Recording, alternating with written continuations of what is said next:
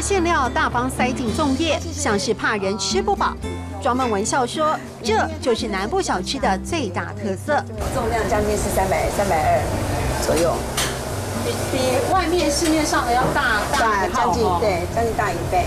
肉粽是老公家乡的台南味，油饭则承袭母亲道地的客家风味，坚持用北港麻油加猪油爆香，配料得一道道分开炒。而用传统木桶蒸出的糯米饭，粒粒分明，软硬适中。手绕的每一口都可以配得到料，是妈妈的味道，让庄梦文舍护理长职位，做起台湾小吃。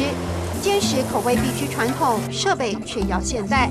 光是中央厨房的全套器材就花了300万。人家说日本料理呢，你就会感觉到它好像比较高级，但是台湾小吃你就觉得它好像比较层次level 低了一点。